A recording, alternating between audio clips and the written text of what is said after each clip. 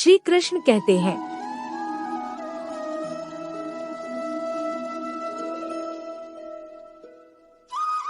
एक बार माफ करके अच्छे बन जाओ, पर दोबारा उस इंसान पर भरोसा करके बेवकूफ कभी ना बनो। अच्छे किस्मत के लोग थोड़ा भी बुरा होने पर भगवान को कोसते हैं और बुरे किस्मत के लोग थोड़ा भी अच्छा होने पर भगवान का स्मरण और धन्यवाद करते हैं। जिंदगी में कुछ नए काम ऐसे भी करनी चाहिए जिनका ऊपर वाले के सिवाय कोई दूसरा गवाह ना। जिंदगी को समझना बहुत मुश्किल है। कोई सपनों की खातिर अपनों से दूर रहता है तो कोई अपनों की खातिर सपनों से दूर। किसी के सब्र का इम्तिहान ना लिया करो, मैंने ऐसा करने वालों को अक्सर पछताते देखा। जिंदगी उसके साथ बिताओ जिसके साथ तुम खुश हो। किसी को इतना नाचा हो कि तुम बुला ना सको। जिंदगी, इंसान और मोहब्बत तीनों बेवफा है। सिर्फ अपनी मंजिल के लिए मेहनत करो। यह लोग जब तुम्हें खोएंगे यकीन मानो बहुत रोएंगे। इस मतलब ये दुनिया से कोई मतलब ना रखो, और मतलब रखना ये तो अपने मतलब से मतलब रखो।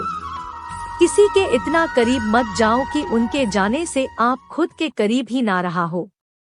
बांझ की ऊंची उड़ान देखकर चिड़िया कभी डिप्रेशन में नहीं आती, मगर इंसान की ऊंची उड़ान देखकर बहुत जल्दी डिप्रेशन में आ जाता है। जीवन मिलना भाग की बात है, मिट्टी होना समय की बात है, पर मृत्यु के बाद भी लोगों के दिलों में जीवित रहना यह कारण की बात है। संयम कोई कमजोरी नहीं होती, बल्कि यह वो ताकत होती है जो सब में नहीं होती।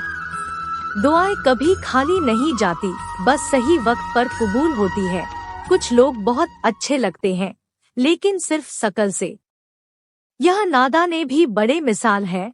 अंधेरा दिलों में है और दिया मंदिरों में जलाते हैं। मंजिल मिले या ना मिले ये तो मुकद्दर की बात है, लेकिन मुश्किलों से डरकर भाग जाना ये तो गलत बात है। श्री कृष्ण ने सही कहा है, कुदरत के फैसले पर कभी शक मत करना। अगर सजा मिल रही है तो गुनाह भी किया होगा।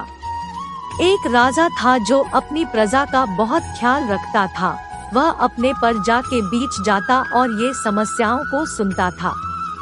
वह कोशिश करता था उनकी समस्याओं को दूर कर सके। उनकी कर्तव्यनिष्ठा के चर्चे दूर दूर तक फैल हुए थे। एक बार राजा अपने राज्य में भ्रमण के लिए निकले हुए थे। तब उनके कुर्ते के एक बटन टूट गया। या देख राजा ने अपने मंत्री को तुरंत बुलाया, उसे संदेश दिया कि वो गांव से जाए, एक अच्छे दर्जे को बुला लाए जो मेरे कुत्ते का बटन लगा सके। या सुन, मंत्री ने गांव में दर्जे की खोज शुरू कर दी। संजोग से उन्हें एक दर्जी भी मिल गया। गांव में उनकी एक छोटी सी दुकान थी। उस दर्जी को जल्दी राजा के पास लाया गया।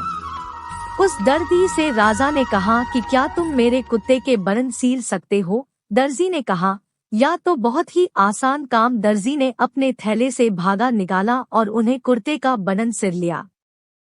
राजा बेहद खुश हुआ और से पूछा कि मैं कितने पैसे दूं? इस पर दर्जी ने कहा कि इतने से काम के लिए हमें पैसे नहीं ले सकता। राजा ने कहा, मैं इसकी कीमत जरूर लूं। दर्जी ने सोचा कि मैंने तो बस धागा ही लगाया है, इसके 2 रुपए मांग लेता। फिर दर्जी ने सोचा तो कहीं राजा या ना सोचे कि इतने से काम के लिए 2 रुपए तो गांव वाले से कितना लेता होगा। यह सब सोच समझकर दर्जी ने कहा कि आप अपनी इच्छा से जोड़ देंगे, मैं ले लूंगा। या सुन, राजा ने अपनी हैसियत के मुताबिक उसे 2 घाव देने का फैसला किया। दर्जी ने मन में सोचा, कहा, मैं 2 रुपए मांग रहा था और कहा 2 गांव का मालिक बन गया।